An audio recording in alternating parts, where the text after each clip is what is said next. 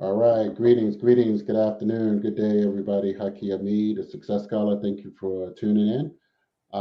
You're here on Raising Consciousness and Capital, broadcasting live on the Raising Consciousness and Capital page, as well as our Teaching Artist Institute pages on Facebook and TV, on YouTube, as well as our LinkedIn account, Haki Shkrami, as well on Facebook pages. So hopefully you are enjoying your wonderful day. I'm Haki Ami here, and we are coming up on the post U.S. Africa Trade Summit and many other amazing events. So we are going to be talking about East African Investment Tour.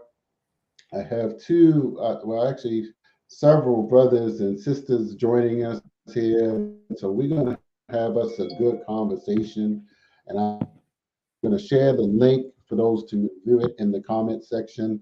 As you can see on our Thai TV page or our Raising Capital page, it's in there. So I'll share the Facebook link in a second for my guests. But I have Sister Kim Poole, who's on mute, but let me get her in, and Swantale and Sintwale and Sister Swatara and Sister. Yeah, I don't see your names, but hold on. Matter of fact, let me move my. Hold on, let me move my names. And Queen Mother, Dr. Yeah. Janelle. Let me put your name up. I can't see it. I mean, I know who you are, but I'm sorry, it's just I just can't say it like how I write it. Jabril. Yes. Yes. So, but oh, just heard something. But yes, it's a beautiful day. Good to see you all. And first and foremost, I know everybody on here. So, and Kim Poole, I don't know if you're aware of the sister, but I know she's been doing some tremendous work in West Africa, uh, cashews and other products, of course. But I'll go to you, Sister Swatara. You can kind of open up for us since you will be coordinating and working with the Teaching Artists Institute with this investment tour. And you and your husband, you both left the United States. Well, first you're from Detroit, but you lived in Houston area, and you went first to Tanzania and then to Rwanda. And so I'll let you open up and just share a little bit in terms of this investment tour, as well as some of your experiences of being a repat. And I think that's a very unique opportunity that we have because you are there and have been there consistently. And I'll let add on to Sister, and Kim can come in as well. But I'll let you open up first while I start posting things in the link. Ante Sana Baba Haki. Thank you, all of you who are here on this panel. Thank you for coming and doing this. It is an extreme honor, and I'm just so proud to be in the number. Yes, we did leave America, and I'm so glad that we did at the time that we did for the reasons we did. Because the work that we can do, like you said, we're in a unique position to be able to facilitate these business relationships, investment opportunities, enrichment, empowering the economy all over the continent at the hands of Black people, African people of the diaspora. And in order for that to happen, or a way that that could happen, is for people they are familiar with to be here and tell them. It's one thing for somebody who was born on the continent and raised on the continent, and for them to, for whatever reason, go to America and tell someone about how it is on the continent and what opportunities are there. But when I speak your language, I was raised with you. I grew up in the hood in Detroit, Michigan. Like, there is nothing, I'm not an outlier. There is nothing just so extravagant about me other than my willpower, my determination, my love for my people. But we're the same. And I'm not telling anyone anything outlandish or impossible. This is very possible. And we know because we're here doing it. And so Right now, the U.S. Africa Business Summit, Investment Summit, Tourism Summit is happening right now, that you all are actively participating in right now. So I know, again, thank you for taking time out of that busy schedule to come be a part of this. But yes, it's time. You know, it is time. And as long as we're here and we plan to be here in perpetuity, then we will continue to facilitate these relationships so that we can empower our motherland. It's ours. Like, this is a reclamation period. Right. So my name is Sintwali Olushola.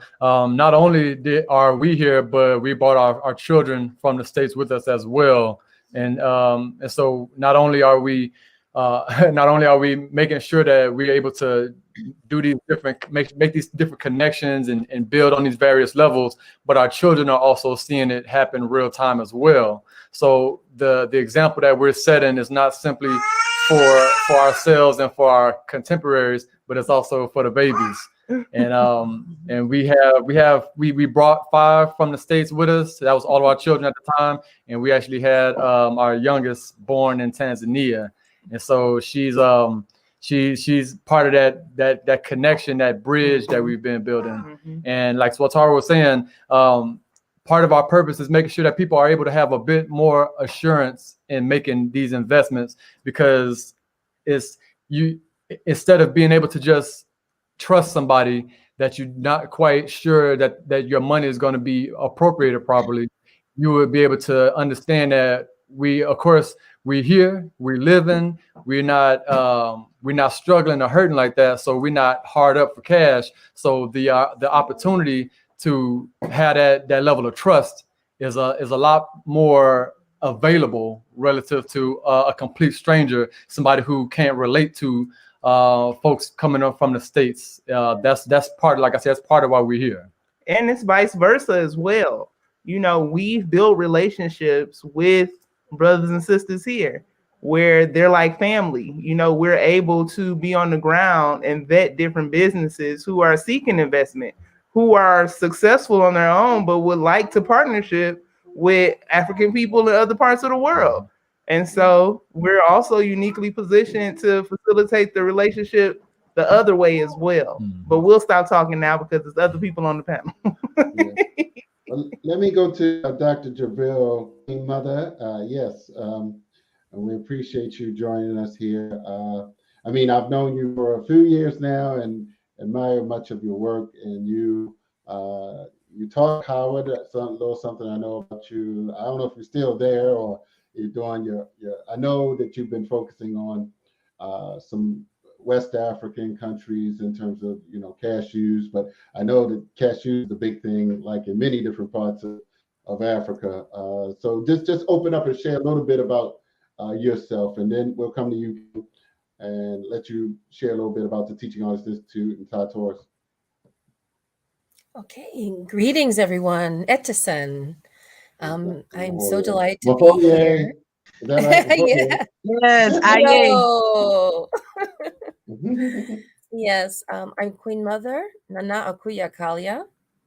I am a Queen Mother for the Brong Kingdom, twice installed and elevated to the highest level of the Royal Kingdom in Cote d'Ivoire and Ghana. So I'm coming to you in that capacity. In fact, it is in that capacity that I got to meet wonderful Swatara. Swatara's sister married someone from our kingdom, and I was there to bless the wedding. So it's just really full circle how all this comes apart. So Swatara and her family are part of the Royal Kingdom, which is the kingdom where all the Adinkra symbols originated.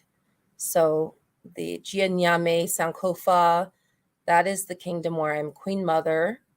And it's King Adingra, the descendant of the king who came up with the Adinkra system, is the one who installed me.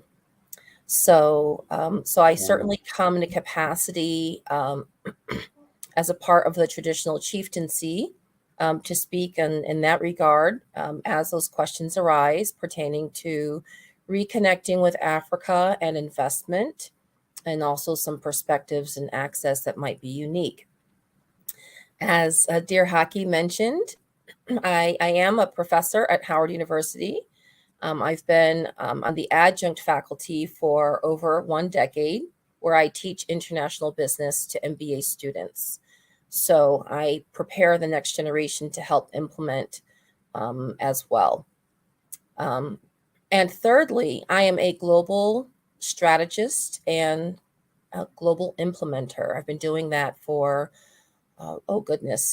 25 years. So I grew up in corporate America as a strategist in implementing. I left corporate Fortune 10 company to go off on my own about a decade ago, which has been quite successful. So a lot of what I will share with you when we talk about investments, I'm trained in the area of business and always saw it as a building block tool, and I'm able to help implement that.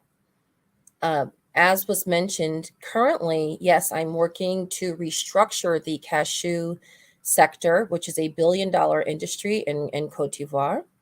And because of my stool in that region and my work, I'm often and happily associated with Cote d'Ivoire and West Africa. But I will share with you that I've been going back and forth to the continent for 30 years, and that I have worked in every region in the continent. So I'm quite familiar with certainly East Africa, North Central, Southern Africa as well. So that's my background. I'll be happy to entertain questions. I applaud this effort in terms of reconnecting. I will end just by saying that when we speak about diaspora, it is not just recent expats from a particular African nation. And I have observed that there is a shift or a redefining of what diaspora means. And really, that's what you would call an expat, or maybe a new immigrant community. Very valuable, very valid. But I think it's also important to understand the inroads of those who have left the continent kicking and screaming and have really never forgotten or feel compelled for that desire to reconnect. And that certainly is me and many of us as well. So I'm pleased that we have the broader definition of the collective African experience and the various contributions and areas of healing and talents that we uniquely bring. Ashe. Ashe, indeed. Yes. All right. So, Sister Kim, you had amazing past few days with the U.S. African Trade and Investment Forum. So, and I know you're there with Mama Ade from Cleveland. So she'll share, just in terms of, we've worked in the East African region, and so now we're going to partner and coordinate this for Rwanda, Tanzania, and Kenya excursion for investors here in the diaspora, if you will. So just open up and share about your experiences in terms of investing in Africa or partnering, or however you care to open. Thank you, Baba Haki. First and foremost, I want to acknowledge that our time with the U.S. Africa Trade and Investment Forum is not over. This conversation is very much a part of that. We'll be sharing this conversation with all of our colleagues. We've invited them to tune in to watch it live, and we'll make sure that they are aware of those that want to promote their business as an opportunity for investment. The new form of enslavement is a lack of knowledge, those that know and those that do not. And so our organization, the Teaching Artists Institute, and Ty Tours, the for-profit arm of our work, is vested in making those connections, being that bridge. I'm an artist. And though we do business on an international level, I will never tell you that I'm the expert, right? We learn new things about how to be sustainable in our work every year. We've been in existence for 8 years, and that is a very small feat, standing next to the elders like Mama Ide that have been doing this work, next to my sisters like Angela, Minyara, Sales, that went to school and now doing comparative analysis with economies around the world. But what I will say is that as an artist that's been working internationally with our organization for the past 8 years, and also doing that work individually for over 15 years, that we have learned firsthand the importance of connection and partnership with the right people the first time. What we've learned over this process is that small entrepreneurial ventures, they don't have the money or time or resources to fail. And so it's very important for us, especially grassroots connections, startup initiatives, that if you decide to work on a continent, that you're in a network of people that at least have the capacity to say yes, even if they say no to your initiative.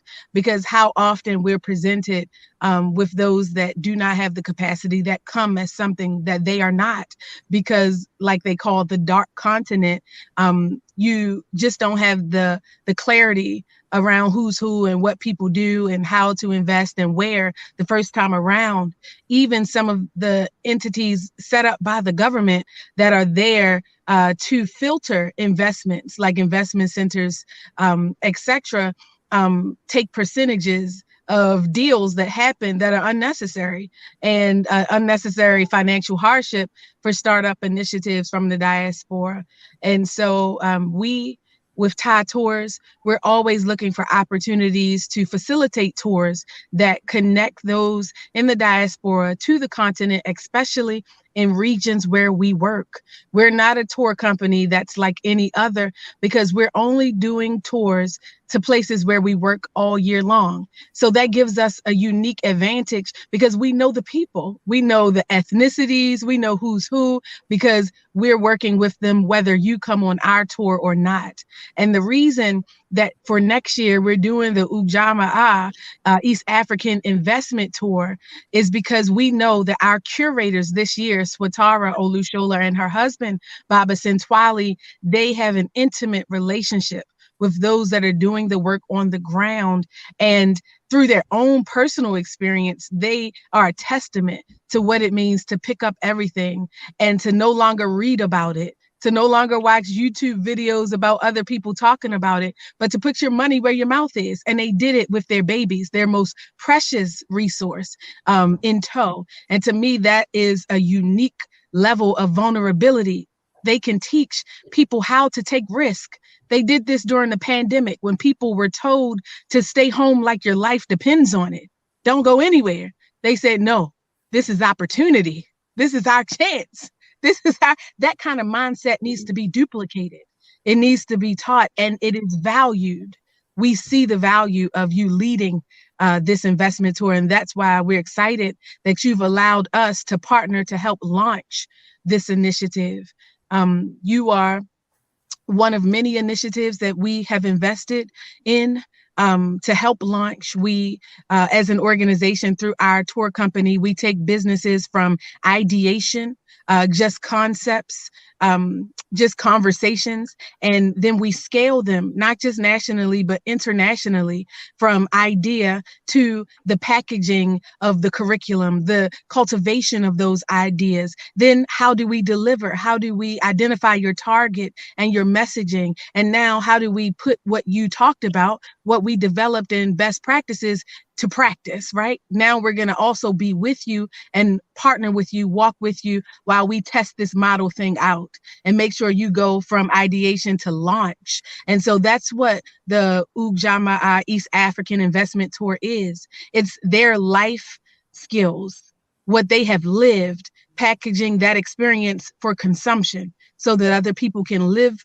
from that and also watch their growth on the ground. And we can't wait to be a part of that journey next October 11th through the 22nd through Tanzania, Kenya and Rwanda, where they're currently based. And I so very much appreciate that this conversation is timely on the margins of the U.S. Africa Business Summit, or I'll say African Leaders Summit, and then our own side event, the U.S. Africa Investment and Trade Forum, because it's important that we make our own safe spaces for these opportunities, ones that we have vetted, ones that we have decided as a Pan-African community, as a global African family, that are necessary, conversations that we want to make known, because the U.S. Africa Leader Summit, we aren't invited to that table.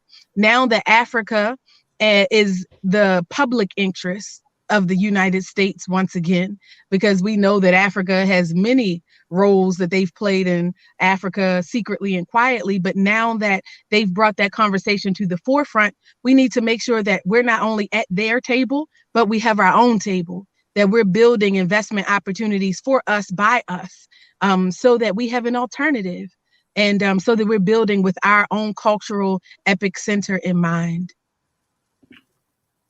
Oh, great. Okay. Yes.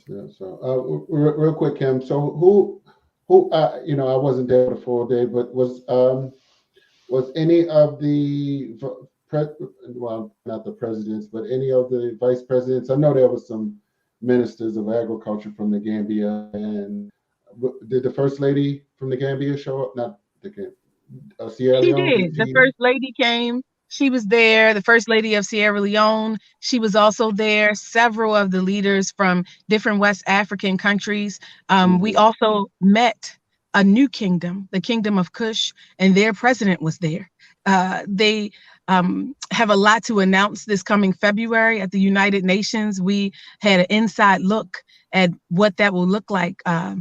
I also have with me one of our Thai elders, Mama Ade, who experienced the forum over the past 3 days and had an intimate conversation with many of those leaders. And so I wanted to give her an opportunity to just talk a little about the forum itself, some of the business opportunities that were available there, and why it's important for us to not forget culture, and not what we build, but how we build in order to be sustainable. The business psychology of our institutions is what we're talking about, the culture of our companies. And so Mama Ade, if you will indulge me, I'd like to give her a moment.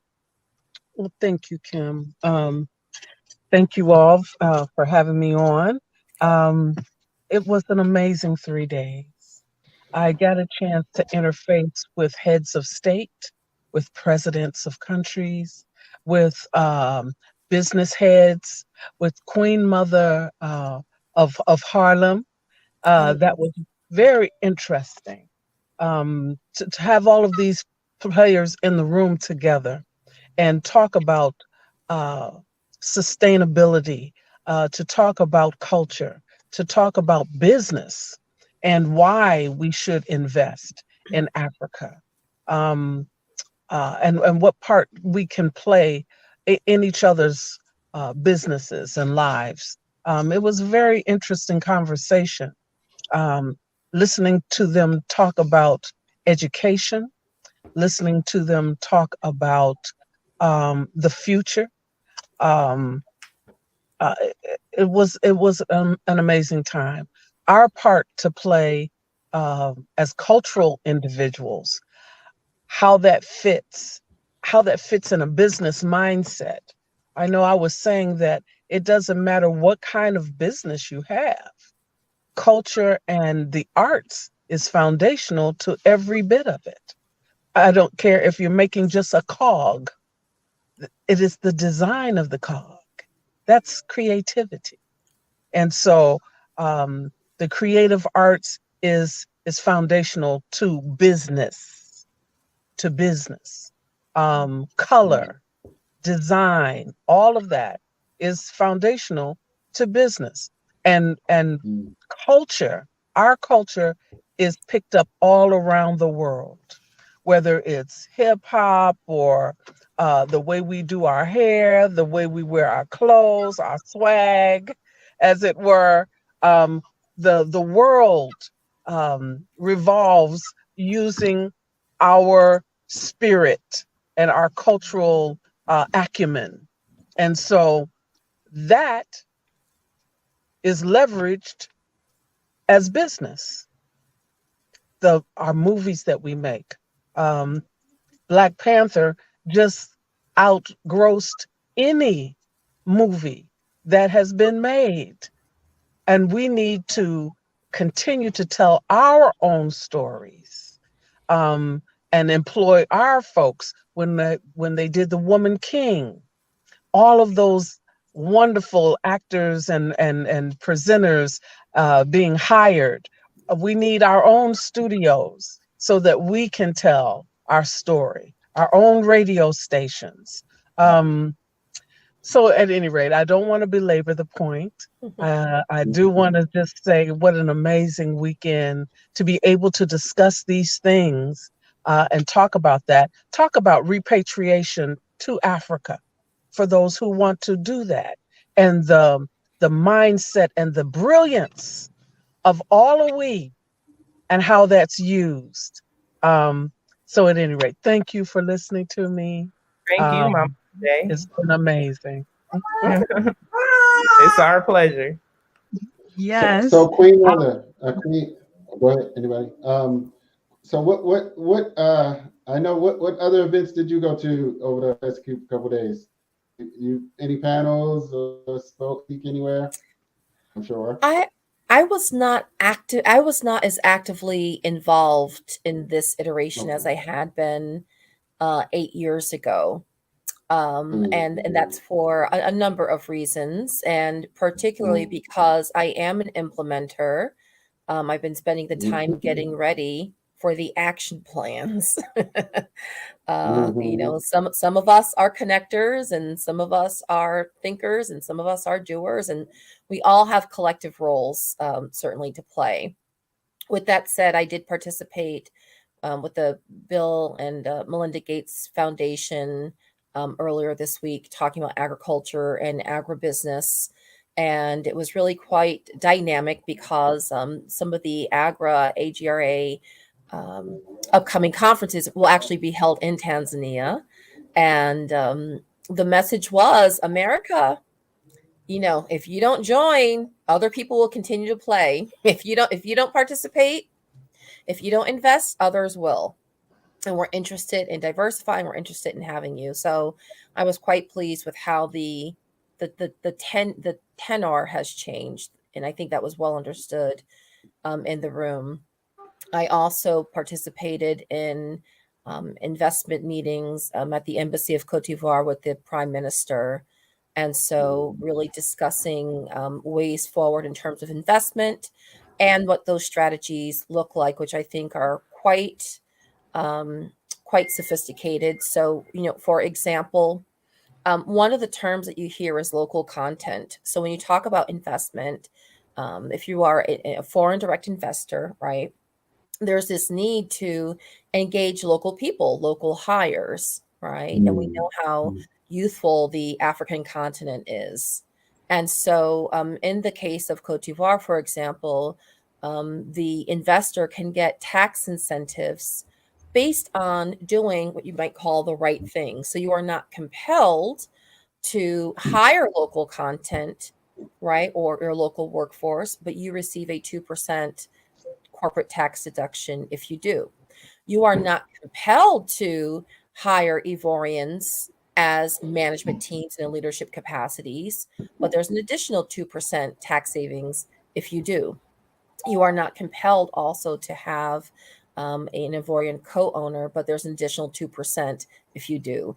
So that's an example that I think is quite smart in terms of addressing and incentivizing issues we haven't seen with other partners when it comes to local content, engaging local management and leadership, and even real partnership and ownership. So that's an example.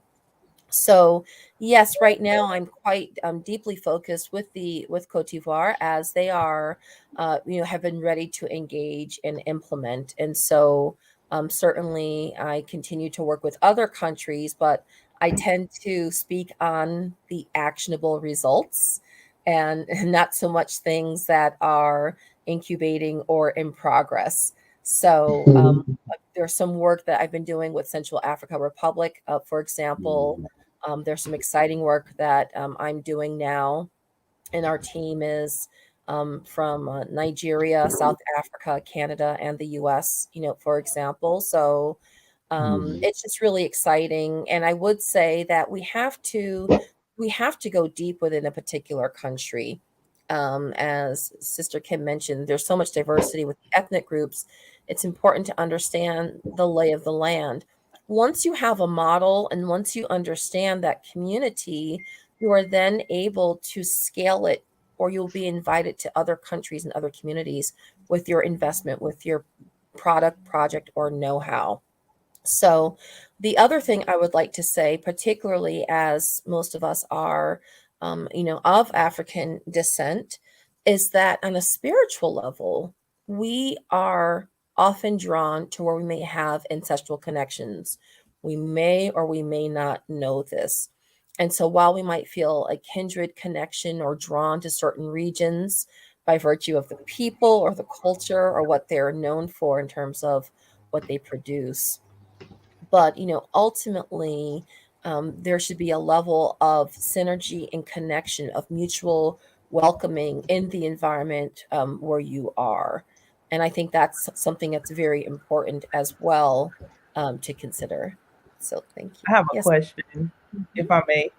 Of course. I know you spoke about work that you've done in other regions of Africa Yes.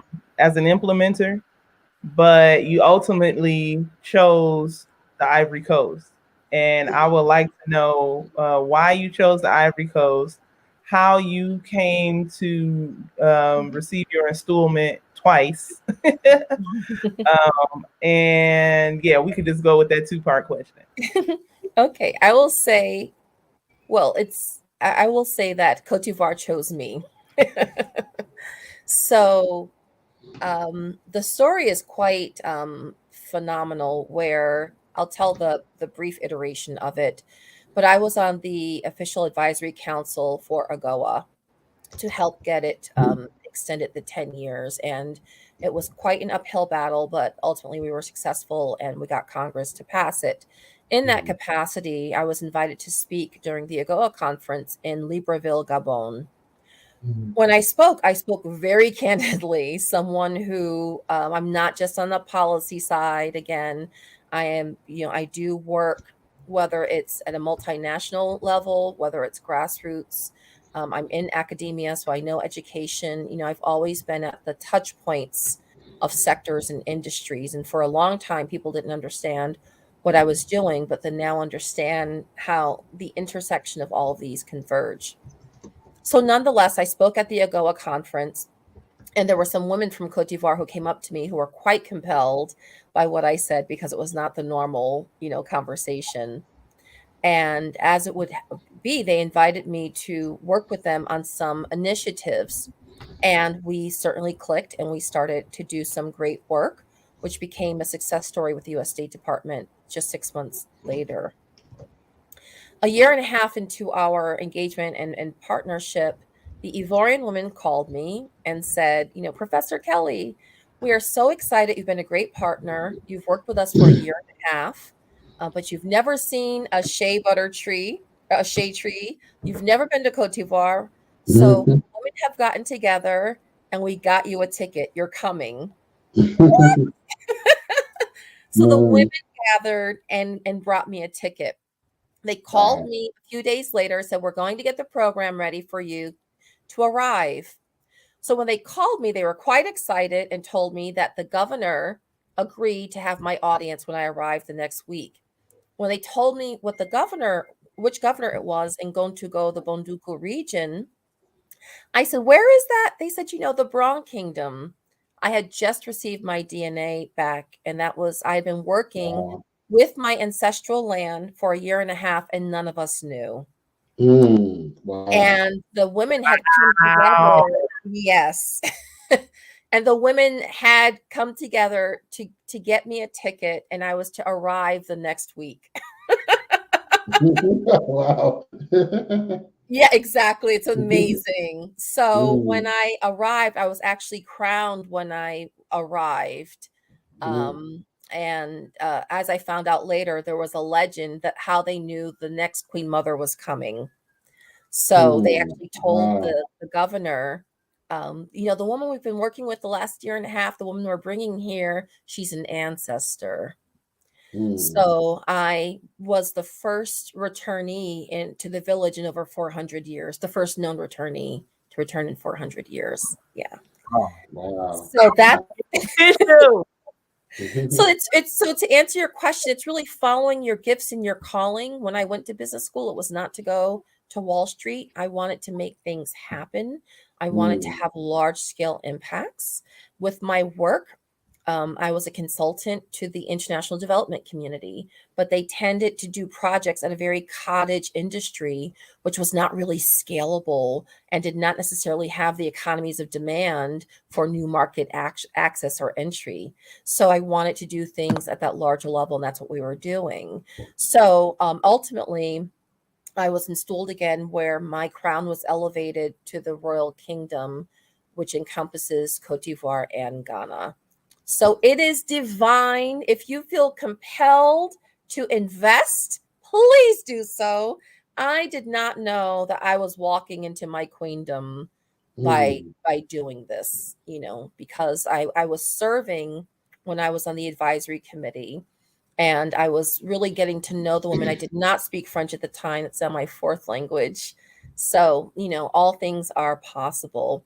So why Cote d'Ivoire? Well, it has always been a business centric kind of country. And so naturally with my professional background and skills was certainly welcomed, and also as the first foreign born queen mother in the country. So there was a mm. level of trust and acumen there. Wow. Mm, And so because I look at large scale, as you know, with Cote d'Ivoire being the number one exporter of cocoa, and it used to be pineapple and cash, all these mhm, other things, they're able to, they have a readiness for the level of culture shift at a national level that is necessary. And so we are looking to use that as a model to inspire for agribusiness and to scale across the continent. mm. And you all recently crossed over into, well, I don't know about crossed over into, but did you recently open a manufacturing facility to kind of get rid of the middleman as it pertains to cashew processing and Mm, Yes. exporting? I did not open a factory myself. What I did was help to train, audit, and certify all the factories across the country so mm, that they would have the capacity and the certification for direct market access.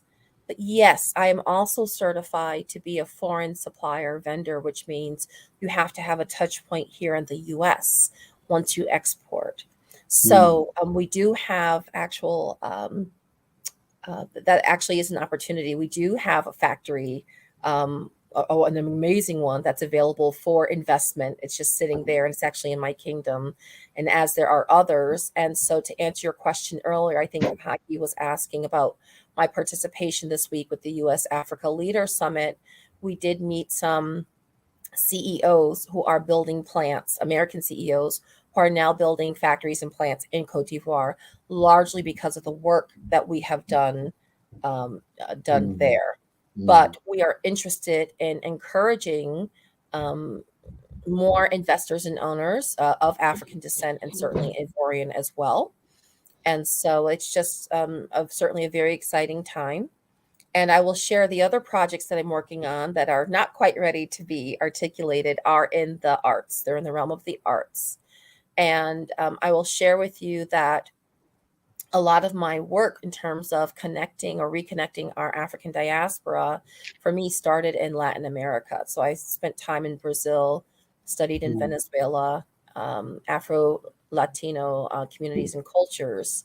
And they have reached out and are really interested and ready to reconnect to the mm, African continent and with us as well. So just keep that in mind, that this really is a movement, and we mm. should incentivized because it's an exciting time and we're the chosen generation to help usher this in. We are the chosen generation. Yes. Sister Kim, can I ask you a question? Are you there? Or maybe Baba Haki? I'm definitely here. I just wanted you guys to talk about some of your work in West Africa. And you could touch East Africa too, but I know you have things set up in the Gambia, and just your experience with that, how that's been beneficial to you as a you're not an expat, as an African of the diaspora, where that definition is up in the air. But if you could just talk about your experience with that and how it's been beneficial to you and could potentially be beneficial to someone else watching.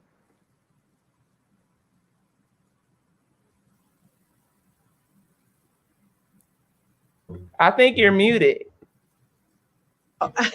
I'm talking. Baba Haki, did you want to go first? No, well, you can go. She mentioned the Gambia first, so if you wanted to start, I mean, you can start the whole history, if you will. And the Gambia, she meant the Gambia, so, and there were some Gambian delegates there, so.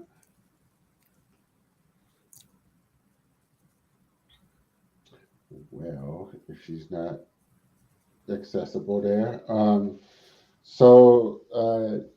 you know, I came on board. Is she back? Okay. Well, I came on board to organize and coordinate the East African part of the Teaching Artists Institute with Kim Poole.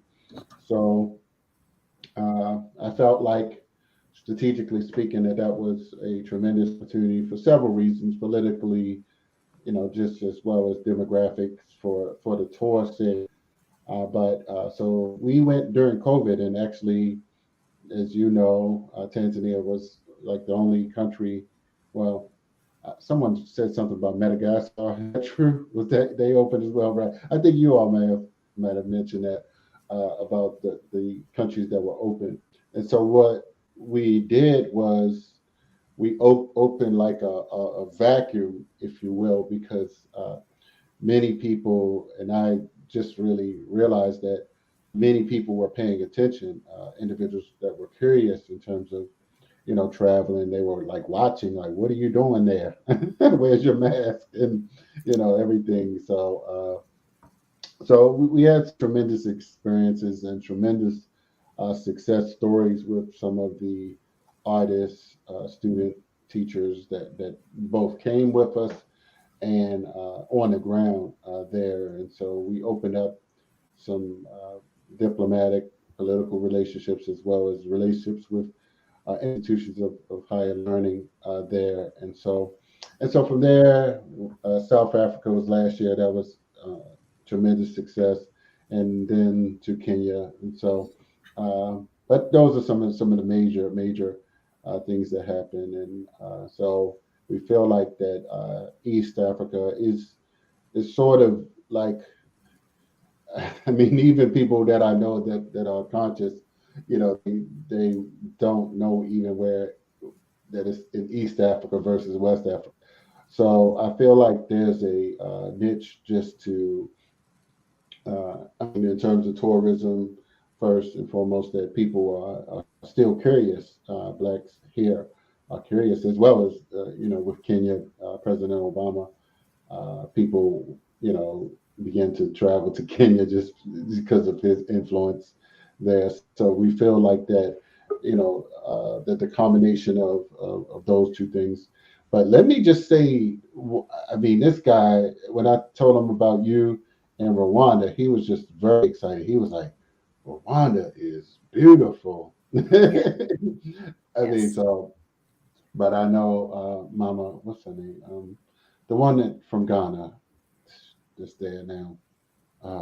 Africa, One Africa. Oh, yes. That's in Rwanda now. So I feel like we you know, are positioning this for a great success story, which we would like to have. So yes, I'm excited. So Kim, unmute if you're in position? If not, we can. I think it got kicked out. Yeah, here right now. We could talk a little more about Rwanda and East Africa. Oh, here go Kim. Here go Kim. Okay, good. Okay. I'm sorry, I do want to hear you talk all about Rwanda and East Africa. But to your first question, when you mentioned what as an organization we've been doing in West Africa, so we work in 7 countries. So 5 of which, or 6 of which, as of this year, include the continent. And so in East Africa, yes, we're in Uganda, Kenya, and Tanzania. But in West Africa, we're in Gambia, Ghana, and Liberia. And so notice all those places, they speak English. Yes. Anglophone regions are my favorite. And we've been invited to work in Cote d'Ivoire as well as Benin. See, I understand how very little language has to do with communication. And even that, understanding that, I've realized that if I'm already, if it's a steep learning curve to understand that body language, those things that aren't being said, those things in a business deal where you're watching the assistant go back to the office, and that matters when it comes to the survivability of your project, the feasibility of whether or not you should go into that area when you're trying to map the symbolic landscape. Yes. And when you're learning the players and doing that initial assessment, if we're having difficulty doing that in Anglophone Africa, oh my God, just add French. So in West Africa, no, we have not taken any of the offers like our Queen Mother. Come on.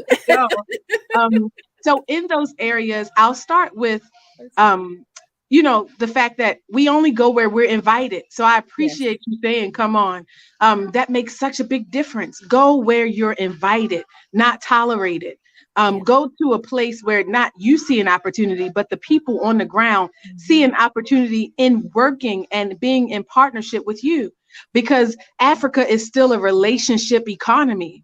You have to know somebody that knows somebody. Your money is only going to be taken and you'll be giving nothing in exchange for it.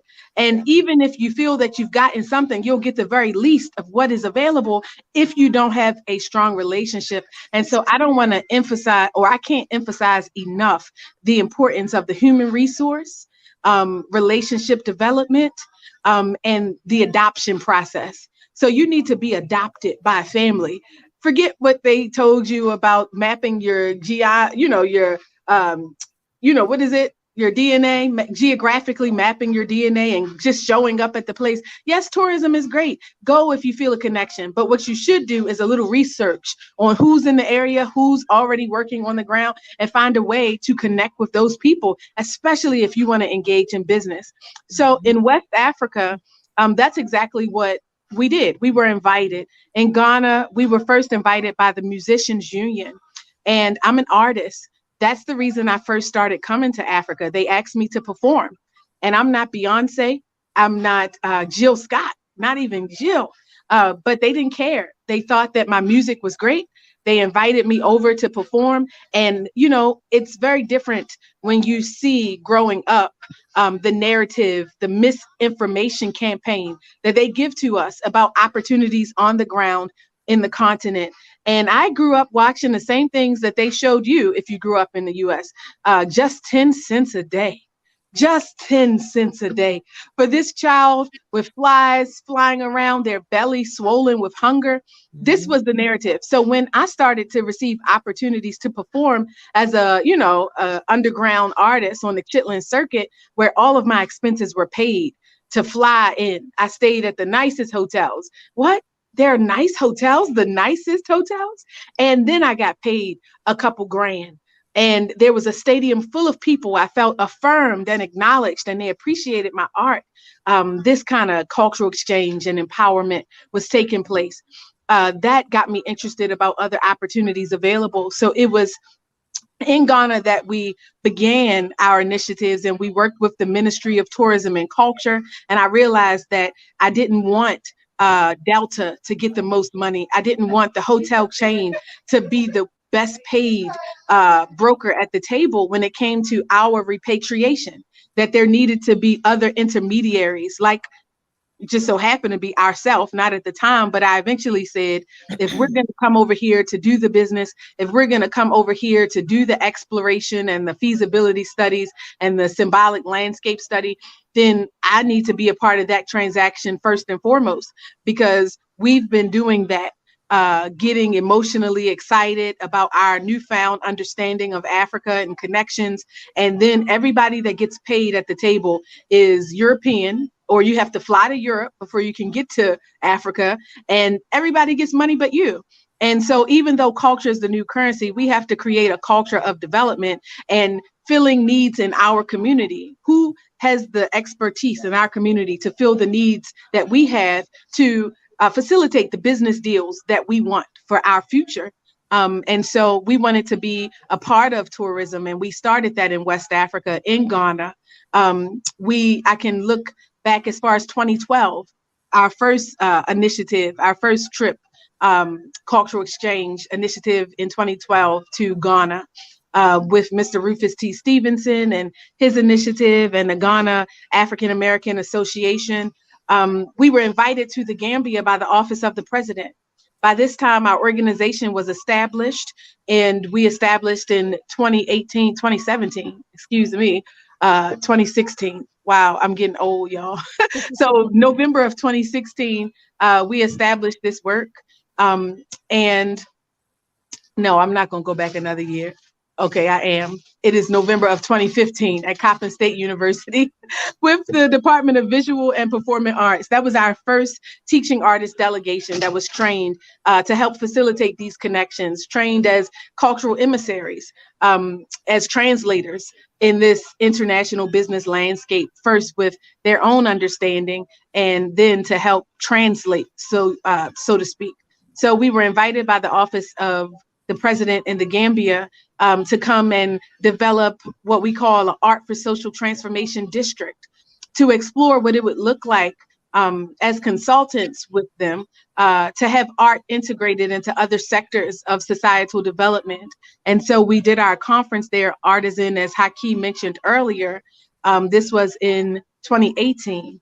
And we still have our office there. We are currently developing.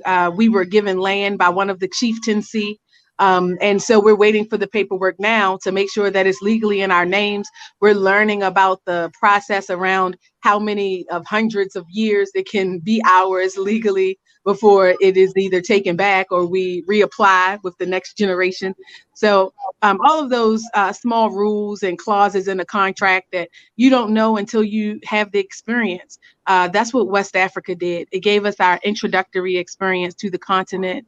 We were also invited to work in Liberia with the Ministry of Tourism and Culture with Mama Louise Sewa. She was the current Minister of Tourism and Culture.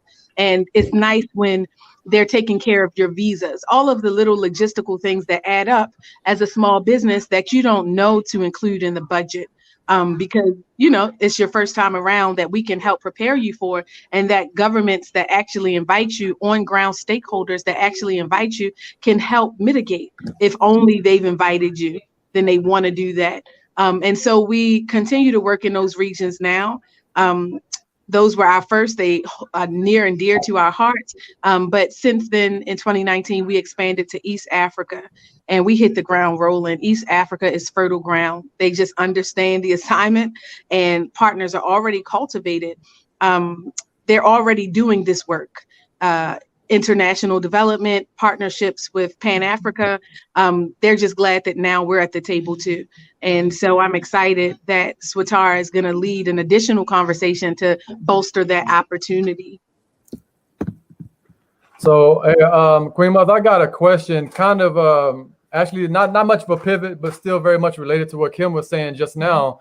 Logistically speaking, how viable is it for foreign investors to be able to acquire property in Cote d'Ivoire? Are we speaking like an individual can go through the entire process and have a title deed, or is it have to be a foreign entity, excuse me, not a foreign entity, but a locally started initiated entity that will have to acquire the property in its name, or is like what's the protocol for foreign investors with property?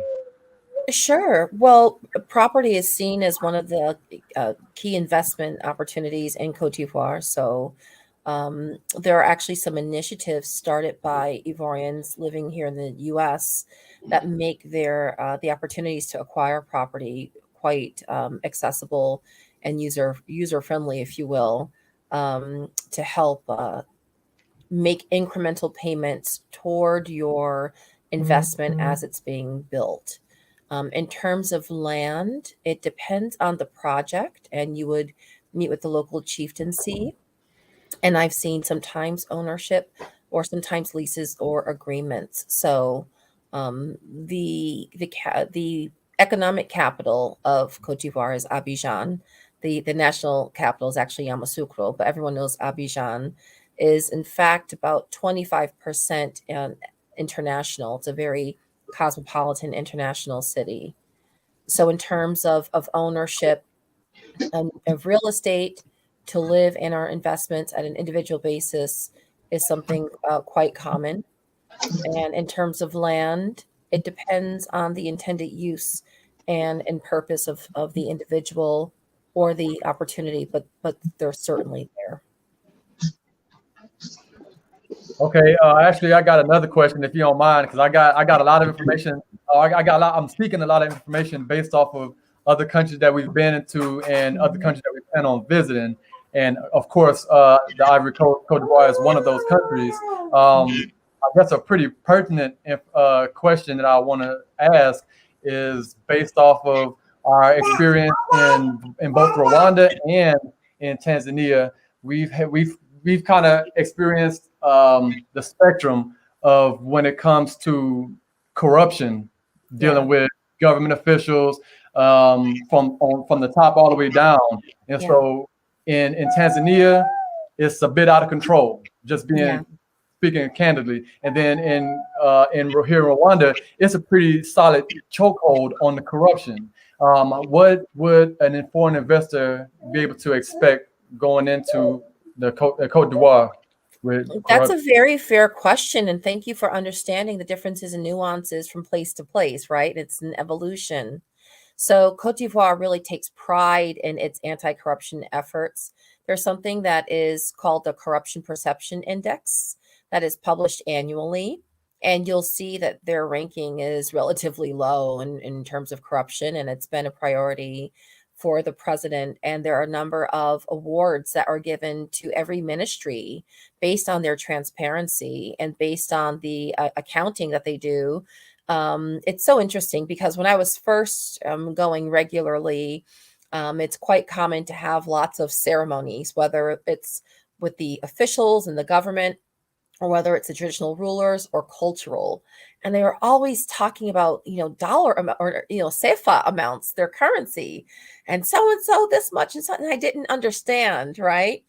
But that's the level of transparency where if there are funds to be given, or if there is a budget, that publicly it is announced who is getting what.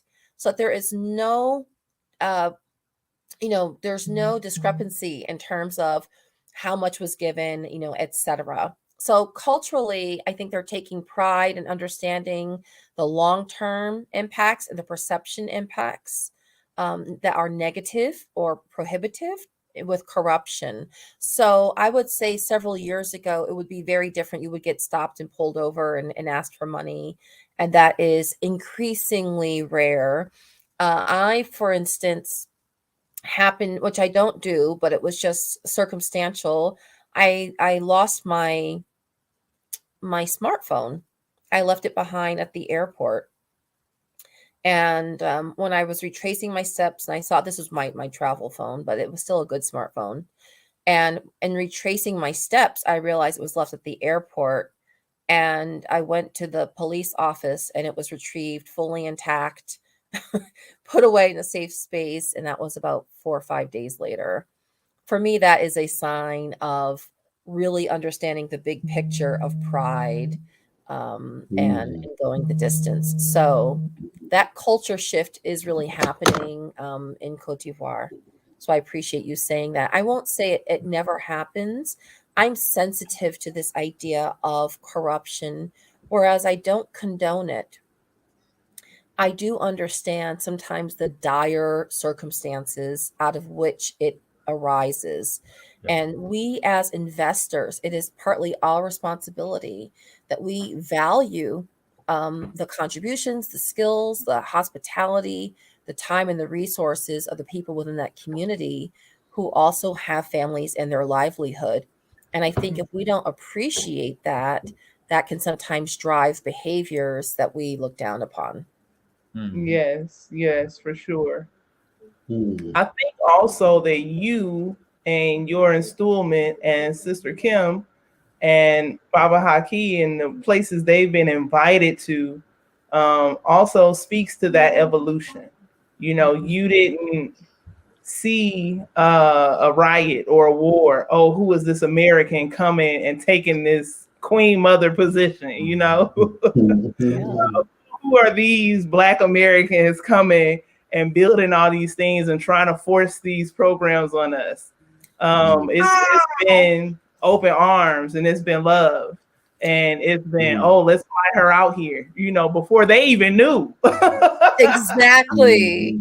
You know, when I went to the village, there were some women singing, and I was going out to speak with some of the chiefs, and they were singing this beautiful song that had this harrowing sound that you hear in some of the Negro spirituals. And I said, what are these women singing?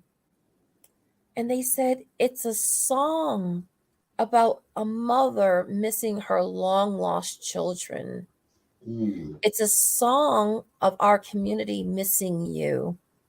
Those who we've been singing this song for 500 years. Wow. That was so moving to me. You know, I so there is a longing, and I know of specific stories. People, African people will know who was taken. Oh yes, my great-great-grandmother or sister was very beautiful, and there was a Belgian who would come like clockwork every 12 weeks, and we would hide this woman. She was very beautiful. He kept his eye on her, but one time he came a little bit earlier, and she went to the river to get water, and she never returned. And so those stories are known. They have an idea of who took them, who had the eye, and we're not bodies, right? So it is well understood. My doctorate, my PhD is actually in African studies. So many of us were selected or targeted, not just for able bodies, but for a particular skill set, for particular talents, right? For particular capabilities, whether you were an excellent builder or a musician, or sometimes too spiritually powerful. There's a lot of dynamics going on. So there's an awareness. And one of the most amazing things about traveling to the African continent all over is seeing the faces of people who look like your auntie, or they look like your classmate, or they look like, it's so amazing, you know? And so that's why some of that reception is just there. It's like, you are literally my auntie.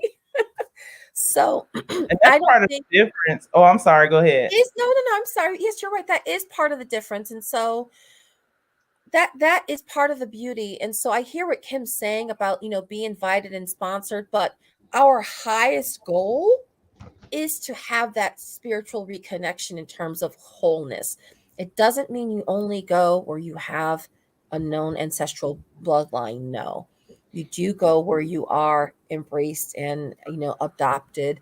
And when you find out the migratory and history patterns of some people, you may find out that you are exactly where you belong anyway, right? But that intrinsic connection is for those of us who are ready, is one of the strengths, and that is felt when you're talking about investments, and typically in the business sense, you're looking at risk, right? And so some of the hesitancy is based on trust. Do we trust this individual, right? And also when you have an investment, you need a timeline. So you need to be able to have security in that over time, there will be a level of stability, right? To recuperate the investment and for it to grow. And if there's a perception of changes of regime or takeovers and all these things, that makes it very difficult in that risk assessment to do that investment. So it is about relationships, right? It is about relationships. It is about connections. And so some of us may have a deeper connection by virtue of going. You do have to go and see really where your spirit is accepted and certainly appreciated. And I would just say be open to what those opportunities are. And a little investment, even a $300 investment in an individual can change their life. Yes. Yeah. Yes. Yeah. That's something we've been trying to stress to people, that you don't have to have tens of thousands or millions to make a solid, sound investment. It could be a couple $100, the same amount of money that some people would go shopping and spend and it won't see it again. You can make a couple $100 worth of an investment and see the return on it plus some. And you'll be changing somebody's life in the process. Right. And I think once you, as Black people, if you will, once you make a decision to reconnect, once you make the decision to answer that calling, once you make the decision to return or visit even, the way opens up for you. Once you make a decision to invest, it's like things just fall into place because, like the story she told, your ancestors know. Yes. You might not, but your ancestors know. And they know when you feel that longing to head home. And they come with the right intention, because I have similarly seen the continent spit people out. Likewise. I have so have we. And it's and so we have to humble ourselves when we come. Yes, we are survivors, and yes, as was mentioned, our culture is exported and influences the world, and we have all these things, right? But we have to be humble because there's a lot that we have to learn and even appreciate. And so it's not just about teaching, right? We have to be willing to unlearn and even relearn. And when I became a queen, I had to figure out, I was not raised in that environment or prepared for it. And so that's a journey in itself for me to grow into that role. But I realized, if I was honest, that I was growing into this role, I invited the people to join in with me. And it turned out that if you grew up in the city, if you were not growing up in the village, many of the African people there needed to be reintroduced to their own culture or using their own language or values, because you learn through osmosis and doing. And if you're not in the village, or like my father's folks are from the North Carolina, right? They're from the South. You go to grandma's house for the summer, you learn, but you have to be on the land or in the ground. But if you're not near grandma, and if you're in the city, there's a whole lot you're not going to know how to do. And so when we come, as we learn and humble ourselves, we cannot assume that all the people there also know. And as Kim was mentioning, Anglophone countries, when you're dealing with Francophone, the French speaking, or Lusophone, the Portuguese speaking, there's so much value on, what is European and, what is African, and their products are, often looked down upon. And so some of the early work that I did as an investor myself was showing the valuation of African products. And people would compliment me on my skin or things like that. And I'd say, oh, I'm using shea butter, I'm using this product. I'd say, what? You're not using Clarins from Paris? You're not? No. And now there's this influx, and there are stores and co-ops of African-based products. So you have local product development. And this is a new phenomenon, to see the value in their own products sourced from God-given natural goods, right? And their talents, and then going back to grandma's recipes, right? So we can learn that and share in that together. And I just want to add a little to what you just said about not going back, with this sense of, I am teacher and I know, because whenever we've gone to incubate any new initiative, it's always been in a spirit of partnership. Like, we're looking for partners. We don't have all the money. We don't have all the answers. We're looking for opportunities to be mutually benefited. Yes. And so, you know, the sisters in the Gambia, for example, it's like, listen, sis, my people are suffering from diabetes, high blood pressure. We have real issues. And you have lemongrass just growing for free. Moringa, it just grows like that. Yes. Let us find ways to engage in this exchange. It's like, oh, you want some of the things from the US? Yeah, sure. If you want some of this Bath and Body Works, I'll bring it, and give me that shea butter. Let's trade, okay? I'm not trying to make you feel bad about wanting a taste of American culture. Take it. And eventually, through that exchange, through the benefits that you receive because we put value on what you naturally have, you will begin to shift all by yourself, because opportunities for exposure is the true learning. I can't open you like a bottle and fill you up. Yes, sis, don't you feel how that bleaching cream burn? But when every billboard on your street is lined with women featuring bleaching cream, you know, this is our advertisement. And when every media outlet is an Indian Bollywood movie, when, you know, because I was always really taken aback by that when I'm just specifically in the Gambia. Bollywood is a big deal in Africa, you know, and so when I see these images, you know, bombarded, I know what you're going through. So what I tell you is that, you know, man, you have the best skin, the highest cheekbones, and when you're here, the sun reflects off. It's how you deliver the information that matters. And I think that through our continued partnership in business, the cultural exchange happens too. And I think that that's better than saying, here I come, I've arrived to save you from yourself. And the reception that you receive is also different. Yes. Wonderful.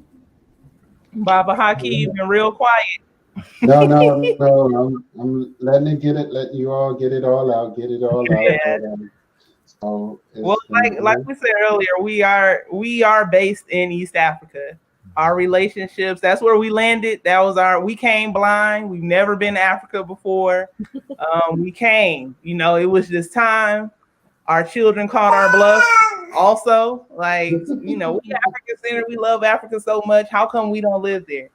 And we don't have a good spot. So that further catapulted us across the water.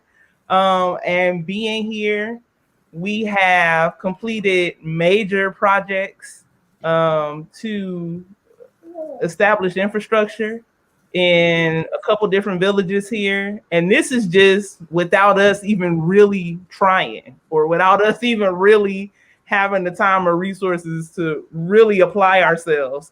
This is what happened with us just seeing it. It was like, oh, that's a problem that needs to be solved. I saw you brought clean, fresh drinking water. I am so amazed and proud of you.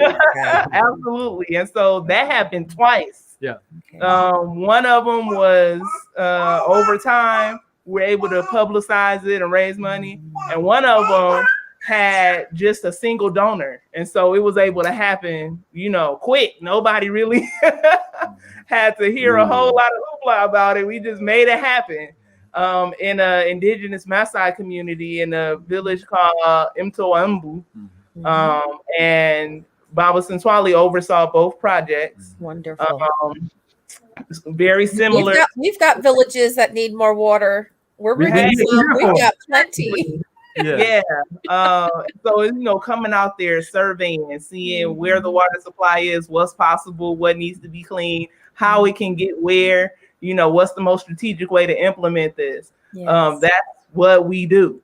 Also, and it's not specific to water or electricity. We also put electricity in a village called Quanakoli. Quanakoli. Yeah. So we actually had a construction project there that is almost complete. Part of it was bringing electricity to the structure, and in doing so, not only did that give the capability for others who didn't have the means to get those electrical poles and to register for the whole process, but it also increased the property value. So if any resale was to occur, then they're gonna make how I don't know how much, it's untold amounts more than what they would have made otherwise had we not started the project. And related to everything we just talked about was a very invaluable brother who I was working with out there.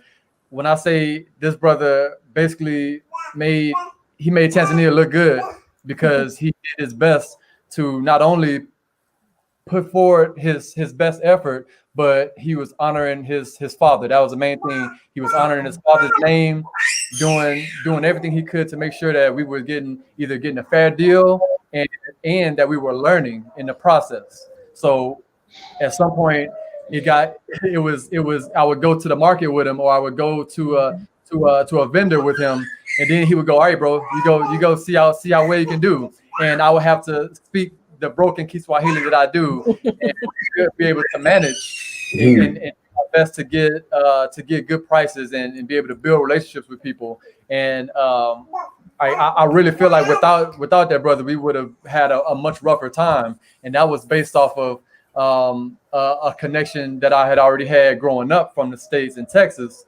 A brother who had visited Tanzania a couple years back, he had set up that relationship, and I was able to benefit from that same relationship. And so I'm still very close to the brother today, and we work together to this day, and like invaluable. And so that's to say, if anybody is considering coming, not only are we here, all these people on this call are here, but being able to have a reference for somebody who is already on the ground in the country is a life changer, because it's going to be the difference between a good experience and a bad experience. I would just like to say so many blessings to you and upon you. Blessings for all that you are doing. May you be fortified and may it multiply as you are stepping out on faith. Yes. This is healing in action. Yes. And by virtue of the work you are doing, you are literally removing the excuses or reasons to not invest or to not come. Yes. Infrastructure is that not there? That is the case. In business, particularly in technology, there's a saying, garbage in, garbage out. Yes. If you are having clean drinking water accessible, you are able to produce that much higher quality product. That's right. Right? Yeah. If you have the electricity, you're now able to do some of the small scale manufacturing activities and increase the safety of the community, etc. So I'm just so delighted, and thank you for inviting me to be here, as you are just, your journey's been beautiful, and it's just beginning. Harness that power and the sacred charge that's been, put inside of you. Absolutely. Indeed. Absolutely. We don't really know another way to operate. Yeah. Sister Kim? Yeah, I just wanted to add and bolster what Queen Mother just said. The reason that you're winning is not only because it's in divine alignment, but also because you go in the spirit of collaboration, and now you're also paying it forward, all the lessons that you've learned. And this investment tour is an opportunity for you to teach people that want to walk in your footsteps. And most people, when they come, it's for very individualistic reasons. It's like, I finally want to get away. I'm out. I want to build a business for me and my family's legacy. I'm sick of America, or I'm looking, to make the most of my hard-earned cash. And you guys, every initiative you do, from Tanzania to Rwanda, when you came with us to Kenya, it was always about working in the spirit of partnership, collaboration, and giving back. And that makes the difference. The energy around your initiative makes the difference. Looking into the community, finding needs and filling it. That is real business development in the African worldview. And we have been culturally derailed. We're looking for capital without end, business that scale and scale forever, just grow without, any understanding of community balance. And so I feel like you are looking to build something that's sustainable, that's based on African character, the best of who we've been historically. And that's why you're winning. That's why you came blind and was still led in the right direction. Because even though you couldn't see, there was a higher power and energy that was watching and looking and guiding on your behalf. I have to understand and know that, not on a deep spiritual level, but by the results that you've been able to make. If you don't believe in ancestor, if you don't believe in spirit, if that's too deep for you to vibrate with, look at your family, Swatara. Look at Baba Sentwali and look at the outcomes and results that have been produced out of nothing. That Out is of what nothing. people use. Yes. Out of throwing darts at a map and saying, oh, your country is open, we're coming, and you've succeeded. And now you're leading other people down that path. That is the result. That is the proof that you're spiritually led. And we're glad to be in partnership to help launch this initiative. And we're glad to be family with both of you, all of you, all three of you for sure. Indeed. And I want to make it clear for those who are watching who are thinking, maybe I want to invest in Africa, but they're going to East Africa and I'm looking at the Queen right here. I think I want to do something in the Ivory Coast, or I'm looking at Kim and Baba Haki. I think I want to get into what they have going in Gambia or Ghana. You can do that. Like, we're starting. This is our inaugural tour. We're starting in East Africa because that's where we are. And we want to show you what we've built. You know, we want you to come and see on the ground. We want you to meet the people we know, the good people, the good relationships, the ones who are worthy of investment. It's normally the people who deserve it that don't get access to it. So we want to change that and put the right people together here in East Africa. But that doesn't mean you can't hit us up, contact us and say, hey, I have, XYZ, and I think it would do great in the Bronx region. Or, I think I could really facilitate something happening in Teaching Artists Institute Gambia or somewhere else. Don't think that we only want to talk about East Africa right now. This is just where we're touring next fall. We want you to come see next fall. Yes, absolutely. Come to the interest meeting. Go ahead and start your installments or pay in full if you got it. We'll make it happen next fall. But you also don't have to limit yourself, because we do have relationships, as you can see, in other places, and they are just as good as yours. If you are ready, if you have a viable initiative, and you come with the right intent, because like the Queen said, without the right intent, you will get chewed up and spit out. Okay? Chicken bones. Don't do that. No.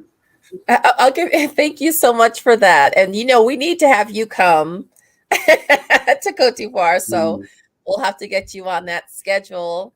And don't let the language intimidate you. Learning English. Absolutely. I'm a language learner. Okay. Yes.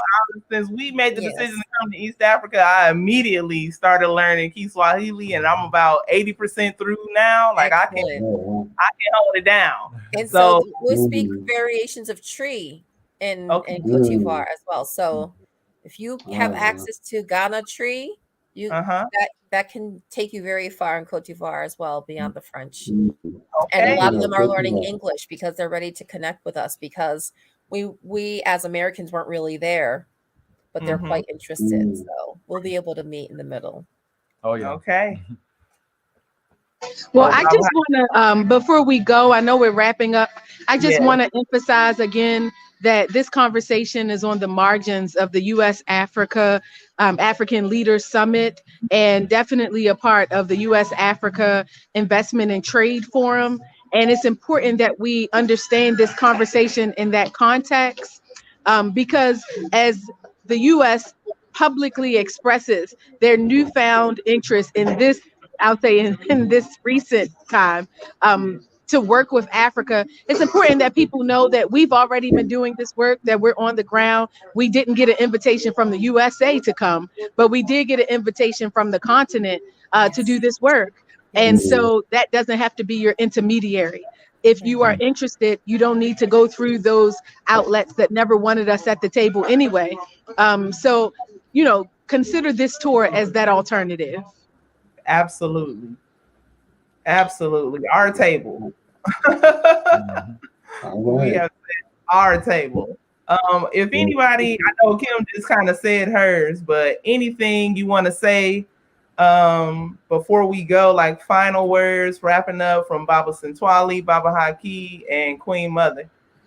Here I go. So our goal is growth. It's an imperative. Like if you got, not only if you have children, but if you have grandchildren, or you want to shore up your future to make sure you can retire without still having to work or without struggling in your retirement. That's part of what we're here for. The planet is big. You don't have to feel stuck to America. There's many different places to go. If coming to an African country isn't your thing, at least get out of America and see what the world has to offer. There's many opportunities all over the place. And everybody is not bad everywhere you go, just like everybody's not good everywhere you go. So there's going to be probably the primary thing is to learn.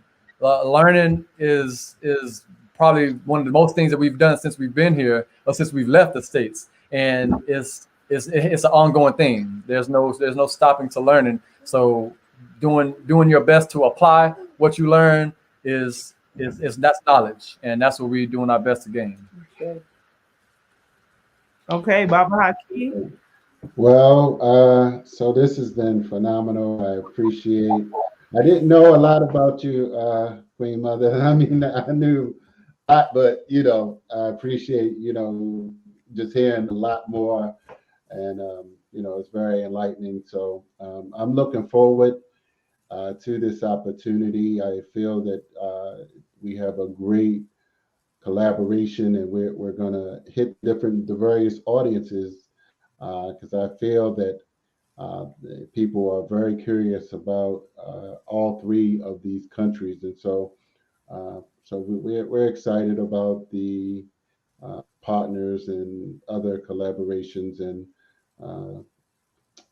I'll also just mention what one of the key catalysts and why this is going to be big is that on the ground in Tanzania, in Arusha, we will be partnering.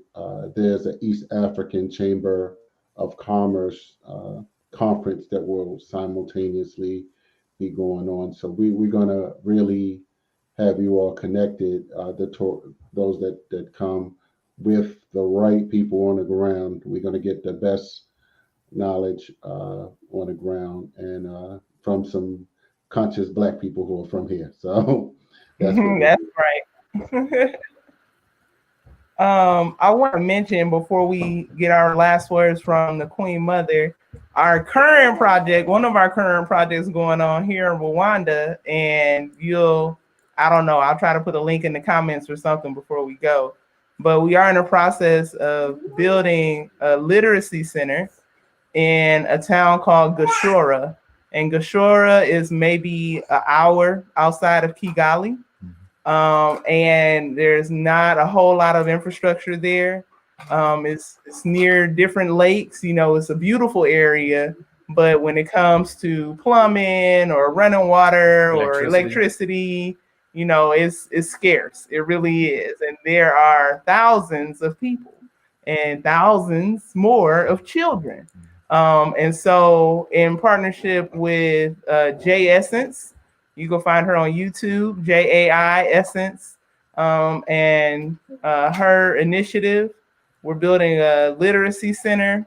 The government there actually offered land for that to be built on. So we're going through the processes for that. The GoFundMe is live. I'll put that link in the comments so that you can contribute to that initiative. And like we said, a little goes a long way here. So don't think, your $10 won't be effective or your $5 won't be enough. Everything adds up. I mean, we're already at $3,000 little by little. So you can go to that GoFundMe link and make your contribution. All right, Queen Mother. It has been such a pleasure. And Swatara, thank you so much. I love your Detroit can-do attitude, bringing the best of that to the continent. That's why I love Detroit.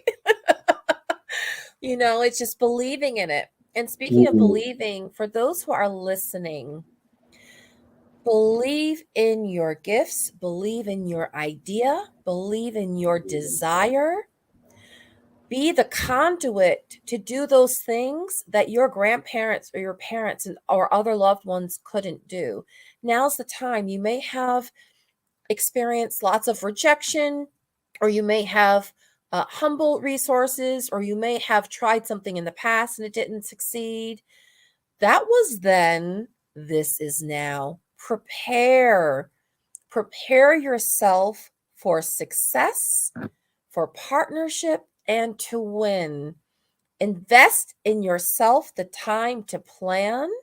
Invest in yourself the funding to be able to go.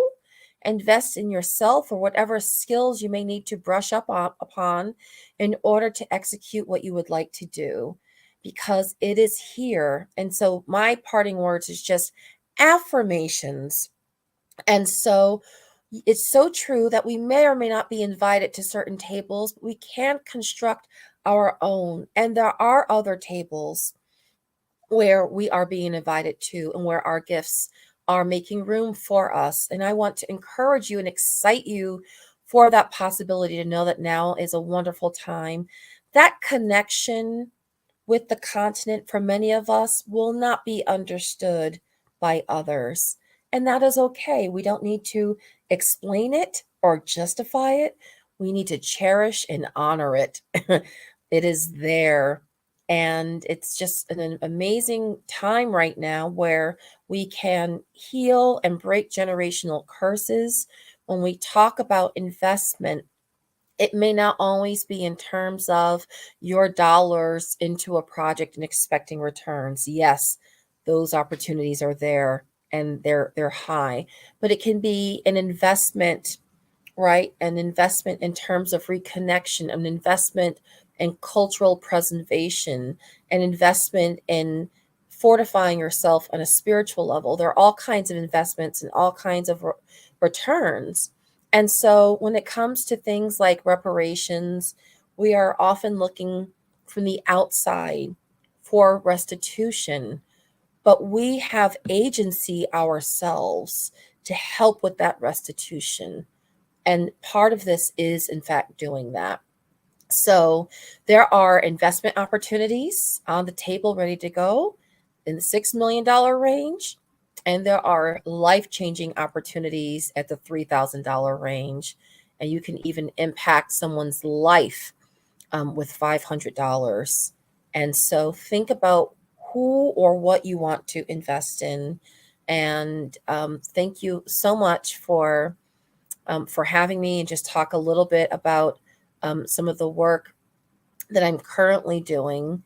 But the scale is great. And so you might be motivated as an individual, but if you are part of a larger community or an association, you have folks who are rallying and coming together in that capacity to make an impact.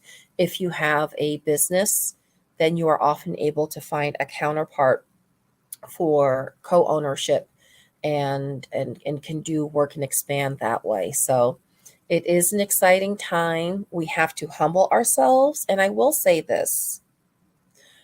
One of our Achilles heels, for those of us who are African American, sometimes we operate or stay in a place of memory and of sadness.